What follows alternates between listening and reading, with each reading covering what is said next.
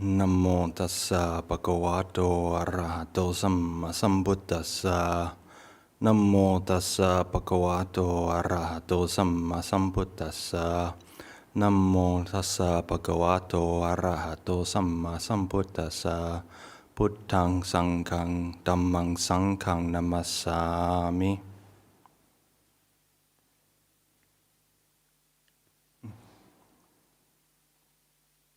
Okay, so I'd like to welcome you all here this morning to the Buddhaloka Centre, the BSV. It's good to see people coming here in person, giving up their Sunday morning to come and listen to the Dhamma and practice some meditation and keep the precepts, and also anybody that is potentially tuning in online.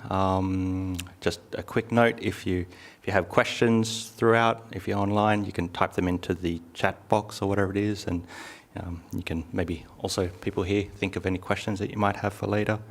So it's, as I said, it's very good to see you all here to come and do this, come and practice these things. And my assumption with most people that come here to practice Dhamma, practice meditation, is at some level, you all, in some level, I'm assuming you all want to be a better person. This is one of the reasons why you come and do something like this. But what is it actually that does make you a better person? Is it just one single great thing that you do? Obviously not. It's what makes you a better person is these things that you do day in and day out. And in short, what those things that you do day in and day out all the time are your habits. Now, habits are something that they're really, really important in our lives, but we don't really think about them too much. They take up so much of your day. It's something like about 40% of your days involved in automatic pilot on habits. But we very rarely think about these kinds of things. And when we do think about these things, we have this kind of general understanding, well, this is a good habit, this is a bad habit, this is a good habit regarding my health, this is a good habit regarding my, my time management. And so while these things are important, there's another aspect of habit. There's another aspect of habit that I think is more important, or is more important for you to actually become a good person, and that's the habits that we have around our ethical conduct, the habits that we have around our morality. Likewise, that we don't spend much time thinking about our normal habits. We don't spend that much time thinking about our ethical habits. But these are the things that really give us satisfaction and contentment with our life because of the way that we're actually behaving. So that's what I thought I'd talk about this morning, is how your habits are really tied to your morality and how these things are intertwined. And just as a disclaimer note, I was thinking about this morning, just as a disclaimer note, what I will be talking about this morning is not necessarily explicitly Buddhist. So just to put that out there at the start, but hopefully it overlaps with some aspect of any kind of moral framework and moral output that you actually might be having. So what I'll talk about is, exactly what habits are. You need to understand what they're comprised of and how we develop good habits and get rid of bad habits. But then I'll go over exactly how your morality is really, really tied to your habits, and ways that we can look at the kinds of moral habits that we have, and to see where we're having some kind of shortcomings, or where we're doing good and we're actually having a good pattern of habits. So to start with, exactly what is a habit? Well, a habit is any series of behaviors that you repeat over and over again until it becomes some kind of mental shortcut for you to get a particular kind of reward. We obviously know about good habits and bad habits that we might have, but in actuality, good habits and bad habits, they're comprised of the exact same thing. They have certain factors to them that make them exactly the same. usually when we think of something like a bad habit, we think of a bad habit as something that gives us a negative reward. But why do we keep doing it if it's a bad habit? Well, it does actually offer you something. But usually a bad habit will give you some kind of reward in the present very quickly. But later down the track, it will cause you some kind of there'll be some sort of negative response there. Whereas a good habit, that may be something like that maybe in the present isn't so great, but later on down the track, it is very good for you.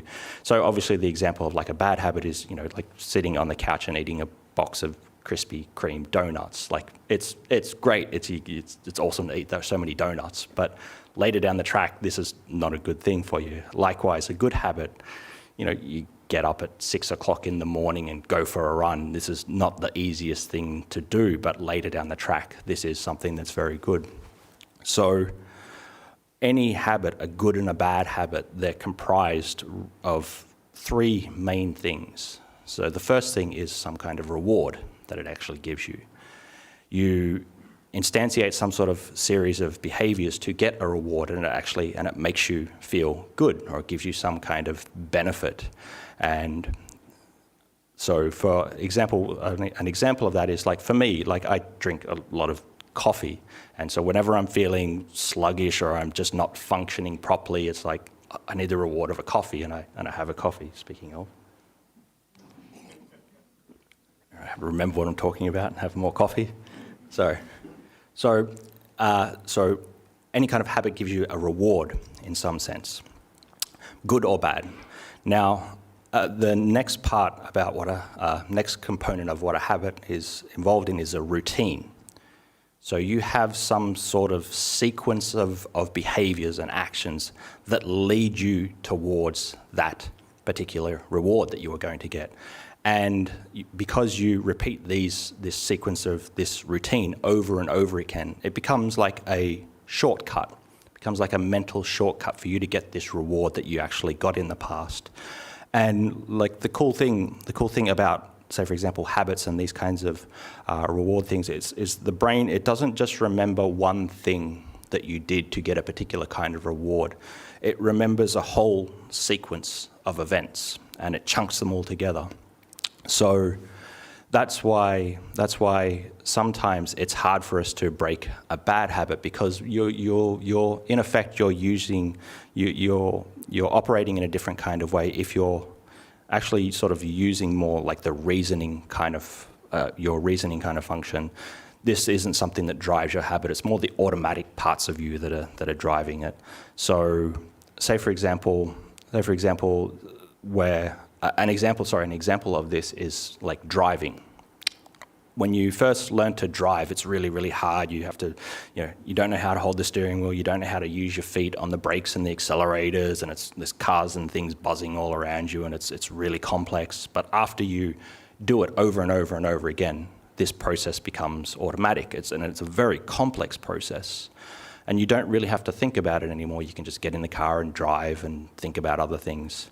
So that's where some kind of sequence of behaviors happens, and this is that gives you the routine that actually instantiates your habits.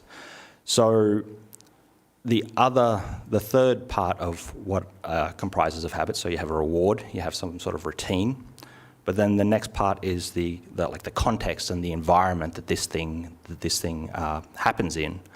So what I mean by that is context can be anything. It can be like people around you, it can be a time of the day, it can be a certain kind of situation, but it also can be different kinds of moods and emotions that you might have. So, and what happens in those particular kind of contexts, you have particular kind of cues, and it's sort of, once the cues come up, you start to get this feeling that you want this particular reward again. So again, the automatic behaviors roll on to get you the reward because of the cues in the environment. So again, using coffee, like for me, an example of this is my routine. It's like if I'm feeling sluggish, it's like, oh, okay, I've got to go and make a coffee. And so I wander into the kitchen and I go through this pretty pretty full-on routine of grinding and weighing and water at particular kinds of temperatures and doing timing things and all these kinds of things. So I go through this complex set of behaviors. And the context that I'm in at the time is I'm in the kitchen, so I think, I'd like a coffee now. So all these things act together to instantiate some kind of habit.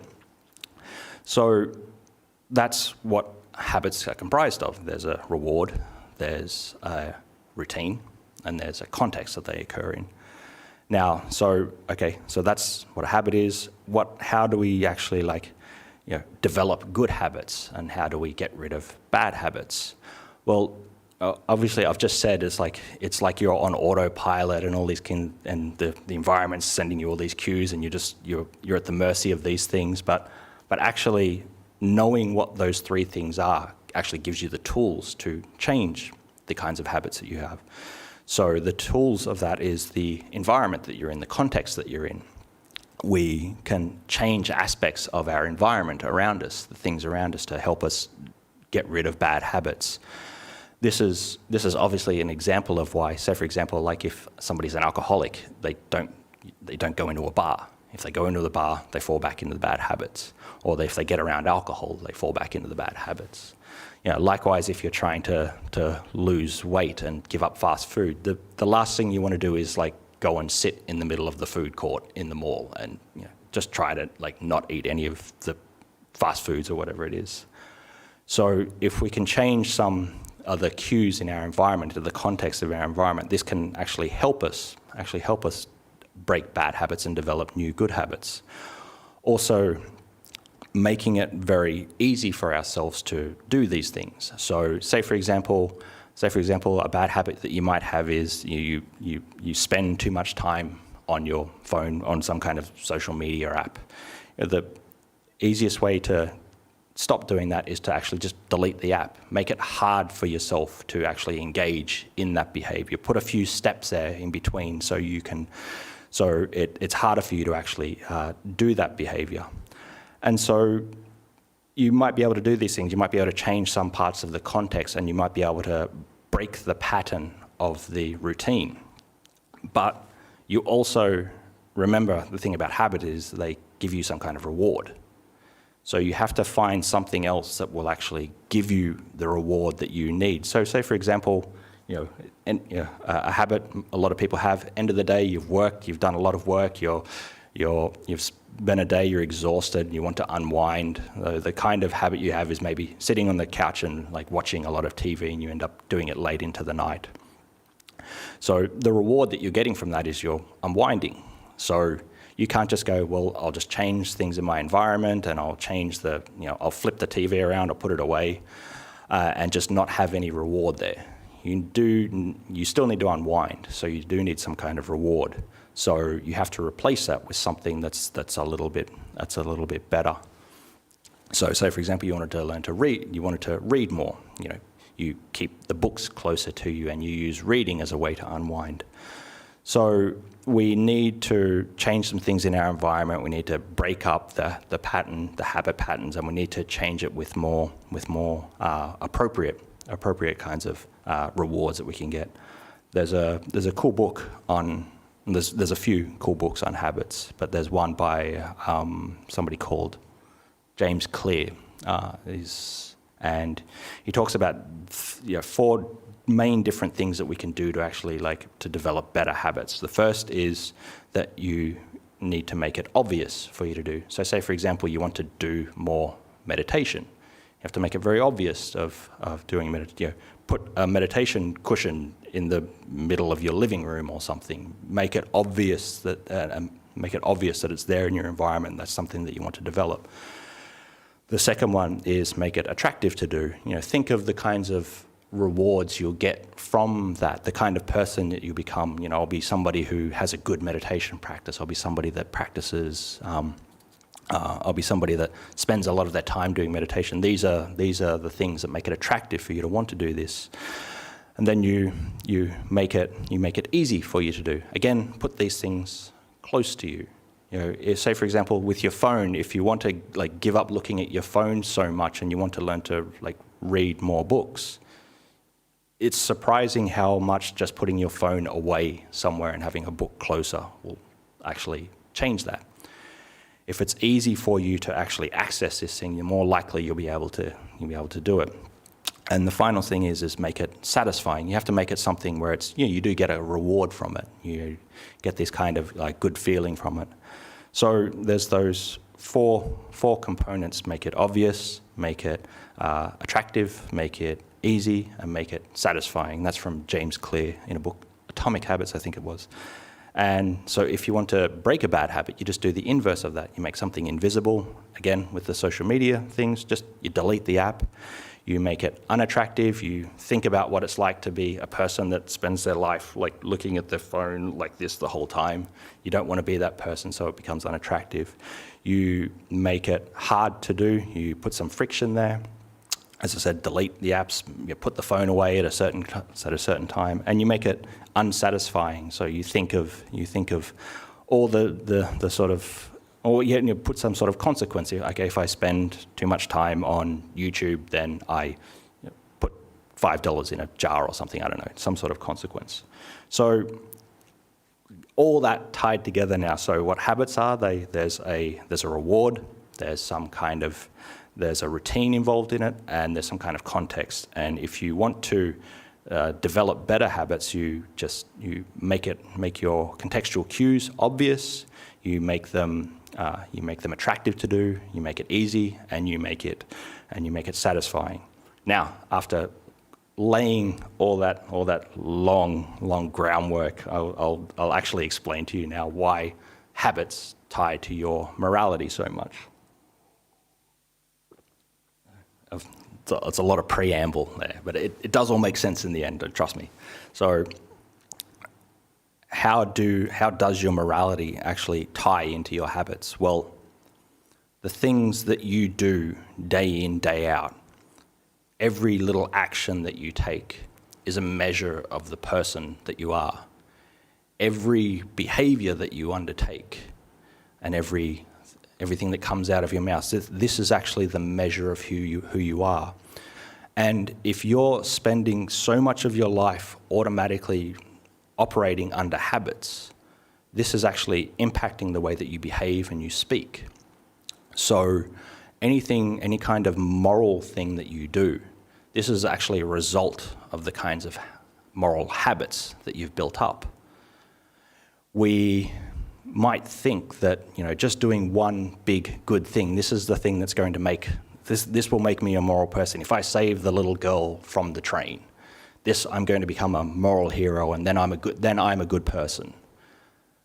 But that's not really the case. If you just do one good thing, but then fail to look at the habits that you're doing, the moral habits that you're doing day in and day out, then you're not really going to be a moral person. This is like somebody that has a very, very messy house, and but for once they go, okay, I've got a messy house, so I'm just going to clean this thing up. You can clean the house up, but if you don't change the habit patterns of your cleaning habit patterns, your house is just going to get messy again. So likewise with our morality, if you just do one good thing, you might feel good about yourself for a little while, but if you don't change those habits, you're just going to go back to being, you could say, like being in morally ambiguous situations. And the thing with your moral habits as well, and you have to be very circumspect with them, is that all of us think that if there's some sort of big moral issue, that you see somebody on the news that's done something morally reprehensible, and you think, I'd never do something like that. That wouldn't be me. I'd stand up. I'd say something. I'd be the one that, I'd refuse to do this thing. But the reality is you probably wouldn't.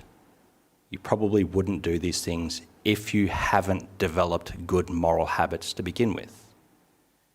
If you're making exceptions for yourself in all these little behaviors that you do, when it actually comes time for something big to happen, you're more likely not to act in that instance. because you haven't developed those kinds of habits. But if you have developed these good moral habits, when something is important, you're more willing to actually, you'll be more likely to actually perform those actions. So for us to be a good person, be a moral person, it's not about just doing this one thing. It's about doing things over and over and developing our habits. If you, say for example, you want to become like a writer, writing one sentence doesn't make you a writer. But what that actually is, it's like points towards becoming a writer. It's like a vote for you becoming a writer. One sentence doesn't make you a writer, but if you keep writing many, many sentences over and over and over and over and over over many years, at some point you sort of like cross this invisible line where now all of a sudden, oh, hang on, I'm a writer. But that came about through writing many, many individual lines. So likewise with our morality, it's not about this one thing that's off there in the future. It's about the causes and conditions you put in every day of all the different kinds of small moral behaviours that you do day in and day out that actually get you to this. So it's not about doing one big thing. What it's about is living a lifestyle where one is moral and one is being circumspect with one's moral actions. So how do we change any kind of moral behaviour that we might have that we maybe think it's more acting more in a negative way? Or how do we develop good moral habits? Well, it's the same, all the groundwork I laid before, it's the same process. You have to identify these different aspects of the way that you're behaving, and you have to do these different things to actually change that. And we have to be really, really circumspect and really honest with ourselves. Because as I said, most of the time we might do one good thing, but we forget all the other bad things that we do, or the let's not call them bad, let's at least just call them morally ambiguous things that we do. We can turn a blind side to these things because we maybe just do this one thing.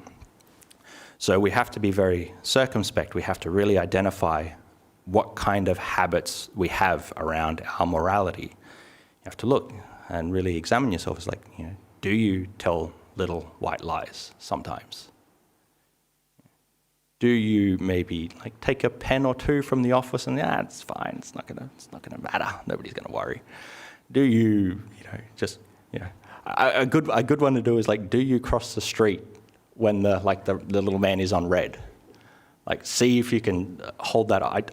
And I'll be honest, I don't do it all the time, so I'm just as guilty as everyone else. We all have our moral shortcomings in some way, but the point I'm getting at is, one, you have to be really honest with yourself.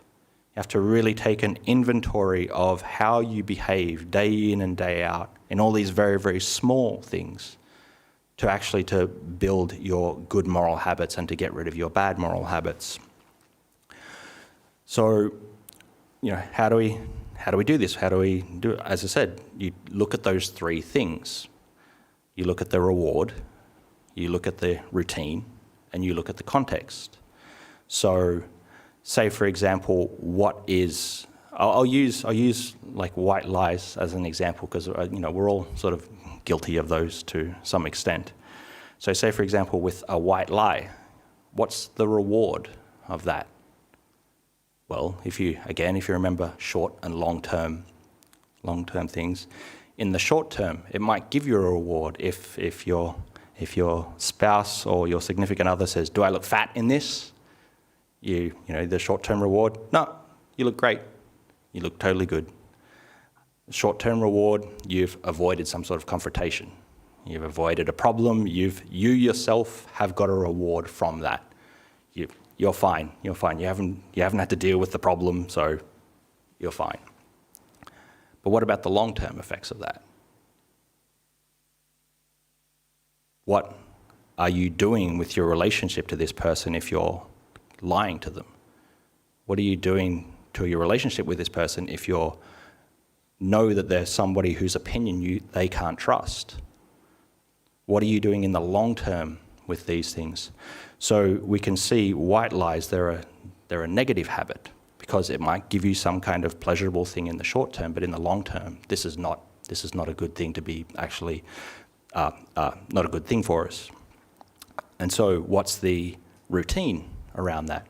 Well, if using the same example, might be you're both getting ready in the morning. You're getting dressed. You're getting dressed. They're getting dressed, and you sort of know, okay, they're going to ask me, do I look fat in this outfit or whatever it is. You know the routine that's actually happening. That's sort of pushing you towards those white lies. You identify the routine that you're in. What's the context that you're in? Is it at home in the morning, in the morning in the bathroom or whatever, or is it in a different context? Maybe you engage in white lies when you go to work and you're chatting with your colleagues at lunch and they ask you about your weekend, and you might tell a little lie to make it sound better or something. So you have to be very circumspect and identify these things. What's the reward? What's the routine? What's the context that you're involved in when you actually tell a white lie? And how do you change this? Well, you do those things that I was saying. You look at aspects of your environment, your context. What are the environment that you're in? What part of that can you change? What can you make obvious to what parts of your environment can you make obvious to instantiate this behavior change? A good one I thought of was, one obvious thing is like you come to a Buddhist center. That's a good environment if you want to be a truthful person. You come to a monastery, there's no need to engage in any kind of lying at a monastery or something. And then you look at, you make this thing attractive. And what do I mean by making something like being truthful attractive? Well, this is, if you think about the person that you want to be, do you want to be somebody that actually is willing to lie to get yourself off? Or do you want to be somebody who is, honest and truthful and whose opinion actually matters, and when you do say something, it is actually helpful for another person? You then have to make it easy for yourself to do this behavior. And what's the easiest way to actually do this? You just make the decision, I don't lie. Doesn't matter what kind of the situation is, I just don't do, that's a line I don't cross.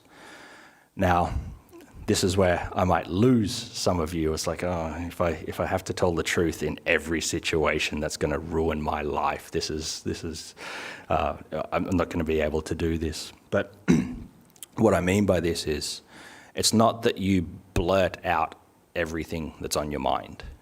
Every sort of toxic and critical thought that comes into your mind, you don't spew that out. You don't, if somebody asks you for your bank account number, you don't give that to them just because you're being truthful and honest. But you become skillful with your way and you're telling the truth. If somebody asks you for their bank account, you say, I'd rather not give it to you. You don't give them a false number. I'd rather not give it to you.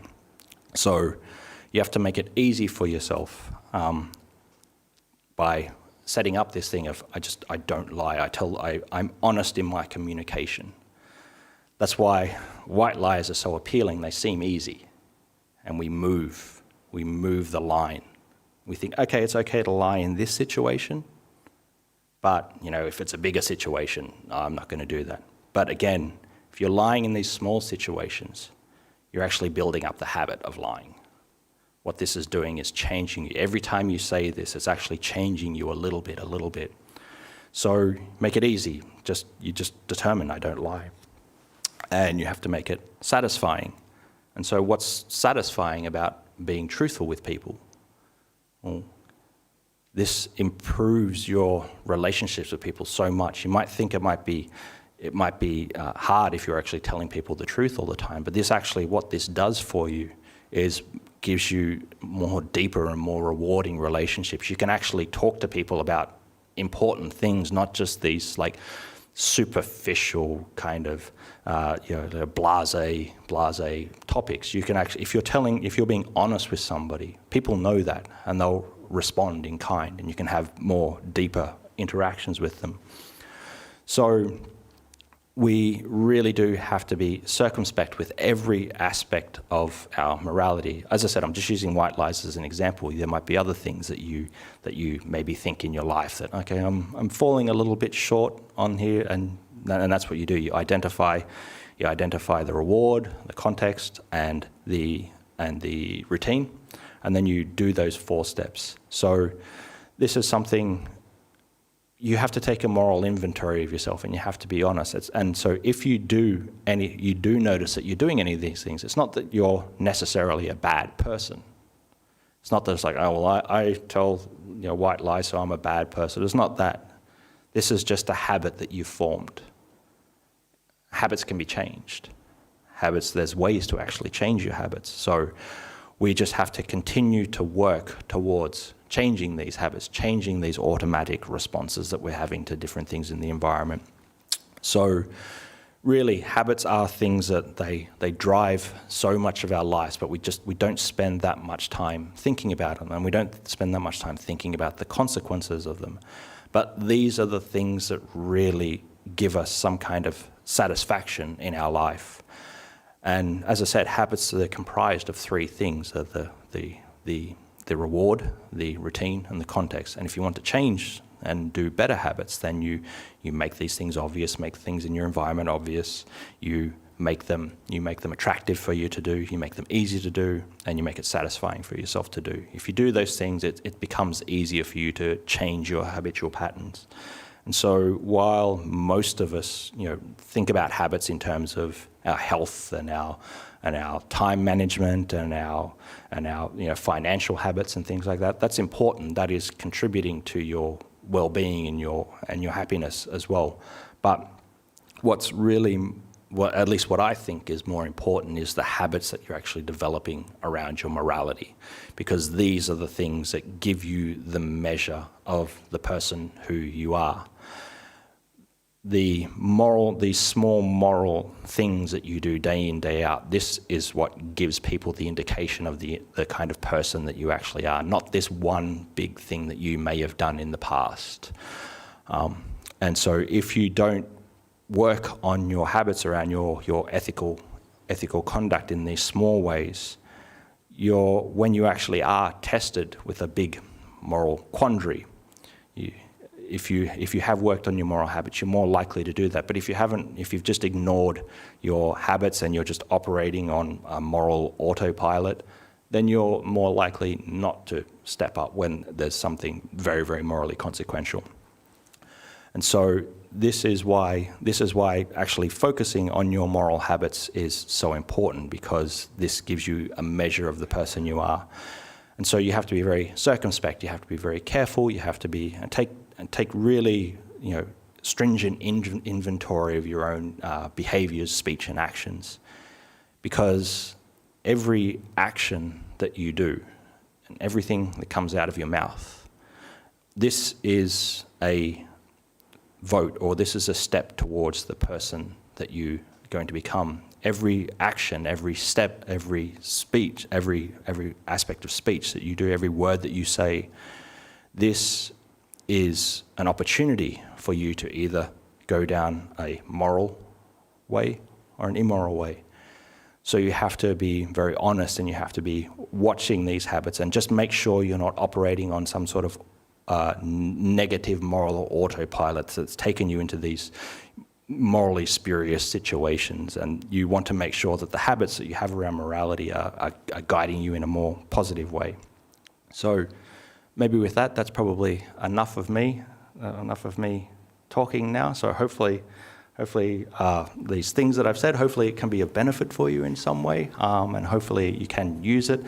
As I said, it's not again, disclaimer, the talk, it's not explicitly Buddhist, but it's just something that I've found very, very helpful for me in my own life, and looking at my own habits and looking at my own moral habits and really trying to be circumspect with that. And for me, that's the thing. It was never just the Buddhist morality that I have, but it's the actual habits of moral habits that I've done day in and day out that is really, for me, that have made a lot of difference. So, disclaimer: it wasn't a specifically Buddhist talk, but hopefully it helped you in some way.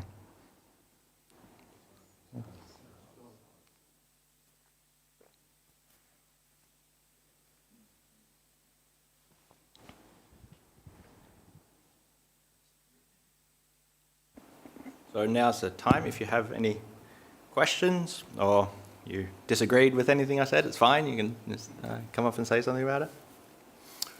One day, thank you for the most inspiring discourse.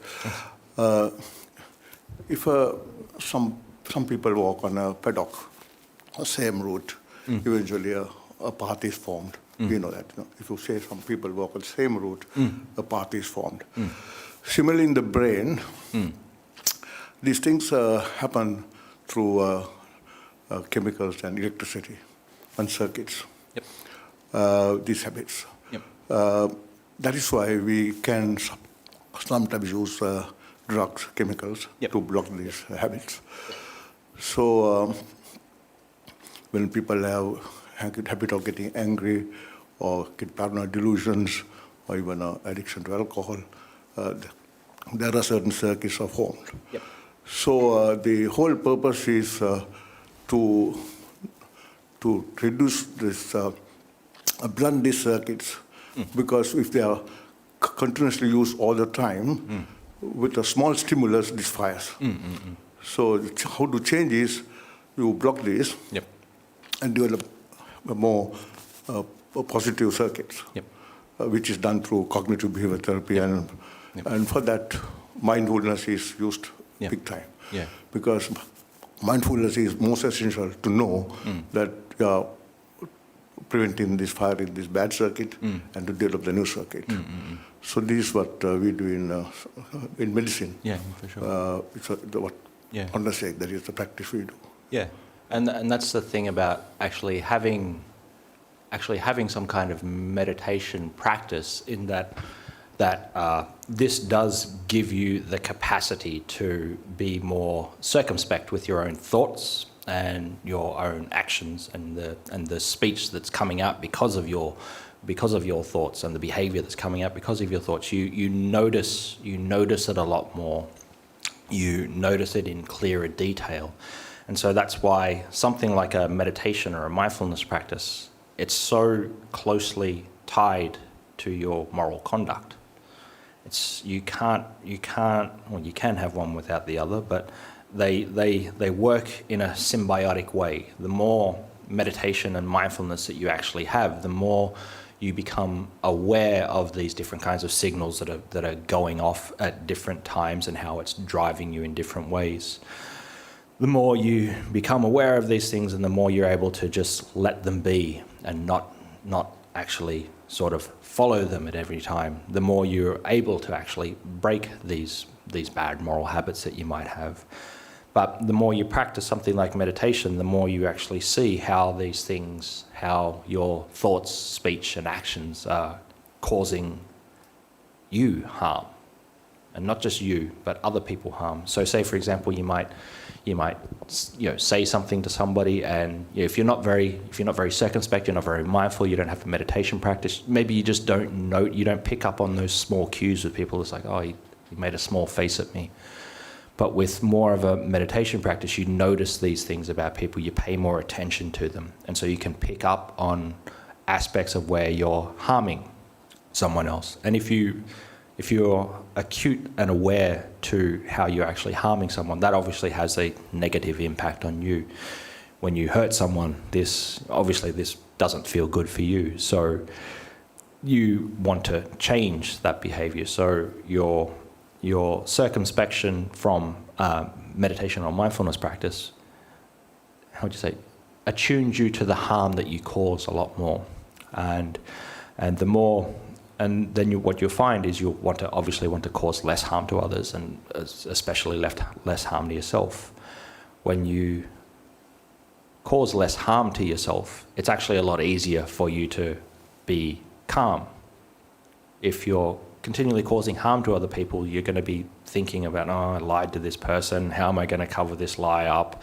How, I said this bad thing to this person, this is terrible.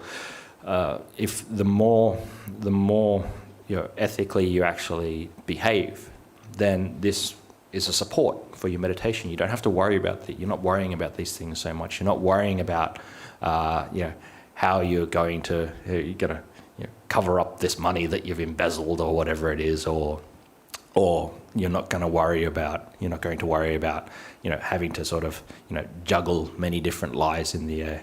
So that's where like a meditation practice and a mindfulness practice as well actually works in tandem with one's morality, and that they both support each other. And it's very hard to not have one without the other. They do work together. As I said, if you're acting in morally reprehensible ways, it's much harder. It's much harder for you to develop these calm and peaceful states of the mind. And likewise, when you get these calm and peaceful states of the mind, you won't want to harm yourself or others as much. So that's how they work together.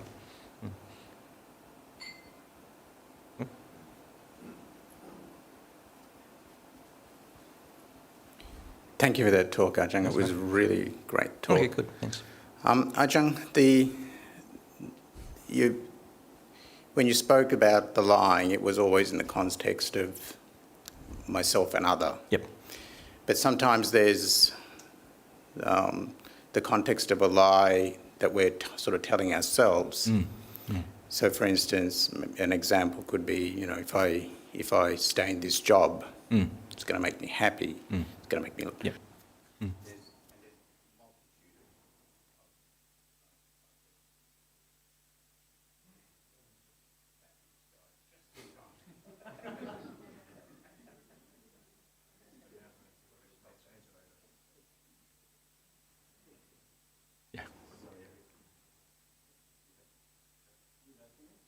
No.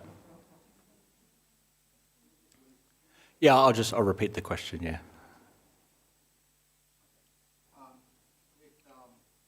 could be an example of, if I get this job, I'll be happy. Yep. Stay in this job, I'll be happy. Yep, Stay yep. in this relationship, I'll be happy. Yep. And there's these dialogues that constantly go on in our head. Yep. In our mind. That's what I mean by a lie, telling ourselves. Yeah. How do we deal with those? Because they tend to feed other sort of bad habits. Yeah. And Yeah. So the question is the talk that I just gave about habits and for example lies that we might tell a bad moral habit, is the lie. I spoke more in the context of when we lie to other people, but the question was more about what about these lies that we tell ourselves? What about these things that how do we deceive ourselves, and how do we not fall prey to that? And so the answer to that is it's a good question, and it's a difficult thing, because if you're the one that's lying to yourself, it's hard to actually tell what the truth is. A lot of the times, what we're doing is justifying our actions. We're justifying our actions. We're justifying our behaviour. We're justifying our place in the world. So we'll build up these kinds of stories around that, and because if we're constantly like breaking that apart, then this actually isn't so good for us. Like if you're always second guessing yourself and always doubting yourself and always breaking every bit of it apart, that mightn't be so good for you as an individual. So a lot of times we do lie to ourselves in some way, but it's you could say it's like an altruistic lie that you're trying to tell yourself. You're trying to appease yourself in some way and justify the actions that you've taken. These are much harder to notice, but one way you can notice them is that whenever you like think about this thing, that there is this like a negative valence, a negative emotional valence that accompanies that. If you think about, okay, well, I want to take this job. And this will be this will be a great thing. And you're just convincing yourself. Deep down, if you're really honest with yourself and you're really looking inside, deep down, that you're lying to yourself. So that's where we do have to think about these, think about and practice and meditate on these important decisions in our lives. and really like be courageous enough to know when you are actually lying to yourself, because at the bottom level you do know when you're lying to yourself. But obviously you just end up going on autopilot to keep going. But if you know in your heart of hearts that you're actually lying to yourself, then that's when the hard work comes. It's hard to always be truthful to everybody else. But it's a skill you develop. It's something, as I said, it's not like you're just spitting out everything that comes to your mind to any individual. You become skillful in the way that you tell the truth to others. So likewise with yourself, you have to be honest that you're in this situation, I'm actually lying to myself. How do I develop skillful ways to tell the truth to myself? And you have to work at that. You have to work at that, because it's so easy just to go along with the flow. But it is a skill that you can develop. It's a skill that you can develop, just like a skill of actually speaking the truth on the outside. It's the skill that you learn to speak the truth on the inside. And why do you do that? Because for the same reason you speak the truth on the outside is because you don't want to harm another individual, or you know that your lies actually harm another person. So when you start to see the lies that you're telling yourself, the harm that it's actually causing yourself, that harm will start to outweigh any kind of comfort that we might feel just because we're sort of deluding ourselves in some way. But it's a process. You have to work, and you have to work at it. We're always, in some way, we're always telling ourselves a story, and it mightn't be the exact story. Obviously, in Buddhist terms, we have this story that there's me, I'm an individual, and I'm this person, and there's a me that carries on through existence. But in Buddhism, we see that the thing that is a self. This is a process. This is not really something that is true in the sense that we hold it. So in a way, we're just continually deluded and lying to ourselves at all time. But we work at it. We work at it because we realise there's actually a problem, and we realise that this attachment to an identity and a self, this is something that's harming us. So we work as much as we can to overcome that. So likewise with lies that you tell yourself, you just have to keep working at it. Hopefully that answers the question.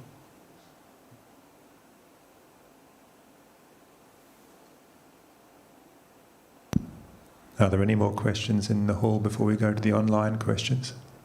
You can just ask in your seat, and I'll repeat it if you don't want to come up to the mic as well. That's fine.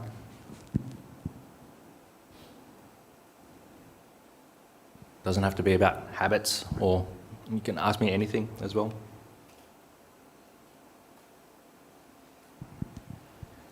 While people are considering, I might ask a few of the online questions then, Ajahn. Sure, Thank you. Sure. First one's nice, quick, easy one. Is it James Clear, Atomic Habits? Yes. There we go. There might be a bit of a... That's the book, yes. Might be a bit of a rush on that book online this morning. Next question. Also look at many Buddhist books as well. If you're going to rush online to buy books, buy some Buddhist books as well. So. Often bought with, yes. How is the reward for a habit different from sensual pleasure? For example, you can eat chocolate after you do your homework as a reward.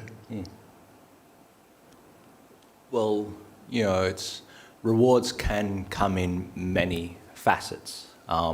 It can be a reward from like a sensual reward, so like from a sensual pleasures reward, or it could be also the reward of changing an emotional state as well. So say for example you're bored, you're totally bored.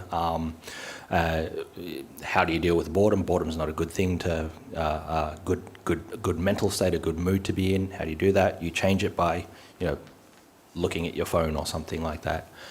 So it's not always just about having engorging oneself in sensual desires to give you the reward. It can be other things as well. Can be things about like changing your mood. And it could be like different situations out in the world. So there's a lot of, obviously, and in that there's a lot of overlap. Every experience that you actually have is a sensual experience. You know, you experience the world through your sixth sense bases. So everything that you're actually experiencing is a sense object, and so there is some kind of sense desire. I guess the one thing to consider as well is potentially what you're trying to do is not just get a reward, but you're also maybe even just trying to get away from some kind of bad feeling that you might have as well. There's some kind of emotional state that you're trying to get away of, so you do a particular thing to change that mind state. So the reward might be is that you get away from this potentially negative or painful state that you're actually experiencing. But they are definitely very closely aligned. But I guess, and another thing to emphasize as well is that it's not just a reward's just not always something that's negative. It can be positive as well. Because you've done some homework and it's like, well, this is the reward for sitting here for 3 hours and you're reading this very, very boring text or whatever it is. I have a chocolate. That's fine. There's nothing wrong with the reward. It's just more, the only time it becomes problematic is when that reward is influencing us negatively further down the track. You can, as I said, rewards are there for good habits as well. So it's not necessarily that having a chocolate after you've looked at done your homework is a bad thing. There's nothing wrong with that. But if it is giving you some kind of negative outcome down the track, then that is probably a little bit more problematic. But yes, it is very closely tied to sensory pleasures. So, yeah. Thank you, Ajahn. Next one's just a longer question in 3 parts. I'll read it right through. Ajahn, you talk about habits, but when lay people seek refuge from the Buddha, Dhamma and Sangha, are the 5 precepts that they take a prerequisite for the granting of refuge? And then it goes on, for example, does a person who seeks refuge but who's unfortunately a drug addict, will they be denied refuge? What if he gives in to his addiction?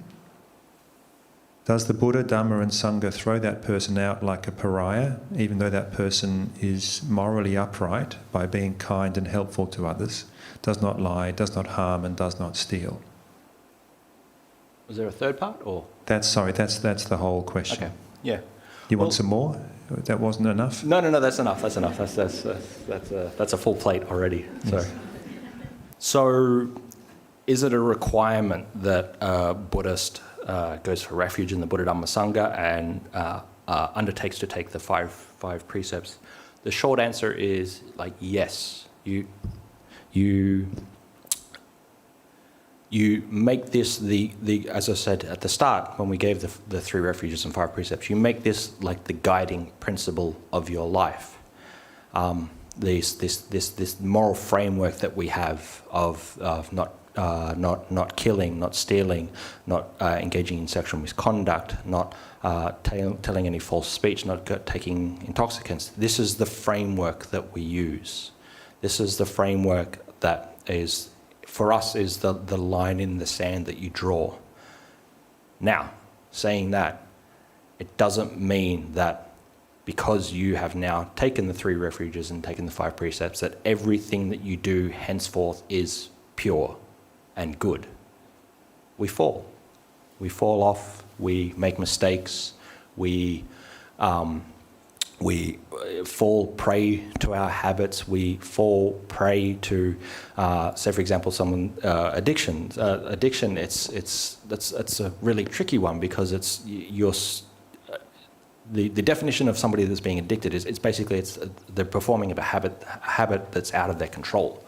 So if you have the predisposition to be addicted to something in some way, this is really, really hard for you to get that out. So it's not like if you're a Buddhist and you've decided to take on the 5 precepts, they're going to push you out because of that.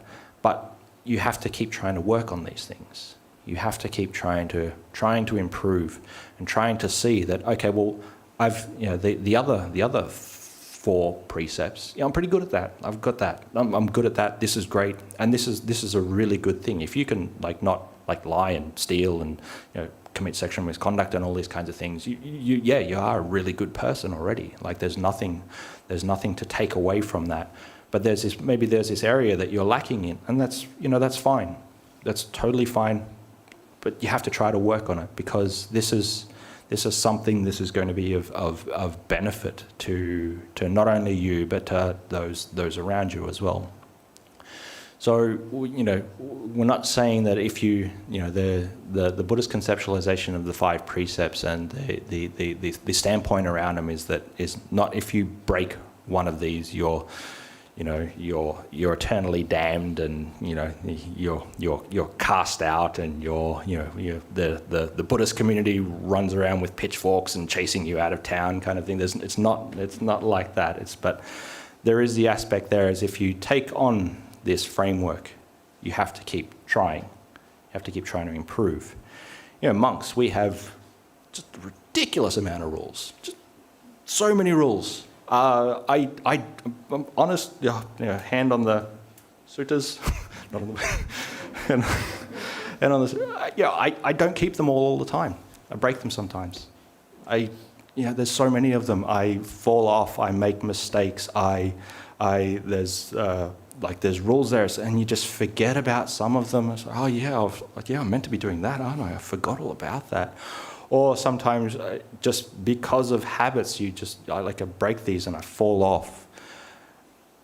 But the way our monastic rules are set up is that if you realize that you've done something wrong, then you tell somebody. You tell another one of the monks. I've done something wrong. It's like, oh man, I did this thing. I did this thing. I know it was it wasn't the right thing to do, but I'm going to try to be better. And as monks, we was like, yeah, good. Try to be better. Try to improve. Next week, man, I did it again. Okay, just keep trying. Next week, I did it again. Okay, keep trying. So, and that's as I said, this isn't about doing one particular thing. The moral habits that you have, it's not one particular thing. It's about adopting that lifestyle and trying to continually improve yourself. So no, it's it's something to work on. You're doing the 4 other things. Awesome, good work. Work on that. Be pleased that you are upright, moral and upright in these other ones, in these other areas. And this is just something to work on. So, yeah. Thank you, Ajahn. It sounds like you're also saying maybe having someone like a Kalyana Mitra who you actually are totally honest with about falling down. Yeah, for sure. Or might be a help. Yeah. The last online question, if we have time. Oh, we have a question in the hall. Yep. Yeah, Dr. Jaya. Yep. Just another one. In the process of evolution, of a biological unit, habit formation mechanism is in the DNA. Yep. Because it is a necessary process for survival. Yep. So Buddha speaks of these reasonable habits and unreasonable habits. Actually, the reasonable habits are things that are used to survive. And it's a primitive mechanism because animals behave entirely on these habits. And as you evolve as a human being with the cortex working, you can use your brain to reason out what is reasonable and what is unreasonable. That's Buddha has spoken about this before. Because habit formation is in your system. That is something that we have to deal with. Yeah. And that's the thing. Habits, they serve a purpose. It makes it automatic for us to get some kind of reward. It makes it easier for us to do that. It gives us a mental shortcut to do that. Because if we had to reason out and think of everything to get, if I had to learn anew every morning how to make a cup of coffee, I would get nothing done in the day. So these things do serve a purpose. But so we just have to, it's important for us just to understand this process and be mindful of it and see where it's actually leading us, like hardwire, like hardware-wise, how our hardwiring is leading us in a particular kind of way, or it's leading us in a good way, or if it's leading us in a bad way. Yeah. And so there was another question. Thank you, Ajahn. The last online question is, our own causes and conditions are what make us behave differently in the same situation to each individual. What I want to ask is whether sankhara and karma are the same, or are these different? Can you repeat that for me? So I'm not quite sure how the first half relates to the question. The statement is, our own causes and conditions are what make us behave differently in the same situation to each individual. Yep. What I want to ask is whether sankhara and karma are the same, or are these different? Okay, so maybe the shorter answer to that is, are they the same, or is sankhara and is karma the same, or is it different? And so the short answer is they're intertwined. The sankhara. So anybody that doesn't know, sankhara is any kind of formation, and if you're thinking of it in terms of the Buddhist 5 aggregates, it's like a mental formation. Now, our mental formations that we actually have, this is the thing that is contributing and creating our karma. This is the more, whatever we're formulating is the thing that's pushing our karma forward. It's pushing it in a particular kind of way. So if we're in the causes and conditions, the context that we find ourselves in, obviously we're acting in a particular kind of way, and you're just responding to different kinds of causes and conditions. Like the sankhara is there, that is like pushing you in these particular ways. It's making you develop this kind of the particular kind of karma. So they're really interrelated, but the karma, the action, is a result of the sankhara, but then also that the formulation of a sankhara is a kind of action, so it is actually a kind of karma as well. So it's very, very hard to disentangle both those things.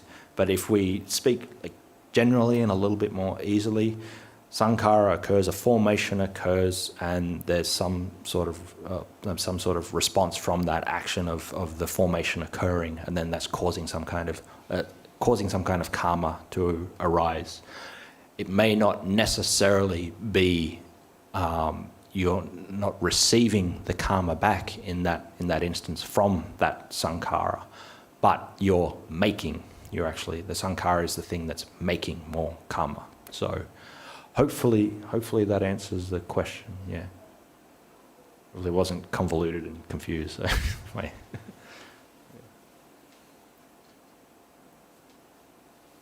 Are there any other questions? We're pretty much right on time as well anyway. So if that's the case, well, hopefully, as I said, anything that I said today, hopefully it was beneficial and helpful for you in some way, and you don't have to take everything that I said as gospel truth. You can go back and think about it. If you don't agree with it, that's fine. There's no problem with that. So, but yeah, hopefully some of the things I did say has helped you in some way, and hopefully it can be a benefit for your life and your practice. And so, is there any announcements or anything that need to be made beforehand? Yeah, okay. So after this, there's a communal lunch if you all want to be involved, just over in the vihara there. So, okay. So thank you all. So we'll end by paying respects to the Buddha Dhamma Sangha 3 times.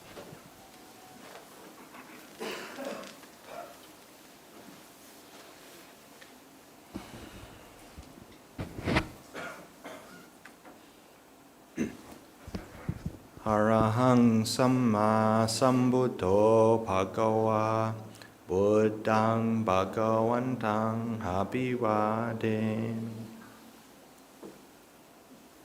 Soakato Bhagavata Dhammo Dhammang Namasami. Supatipanno Bhagavato Sāvaka Saṅkho Saṅghang Namami.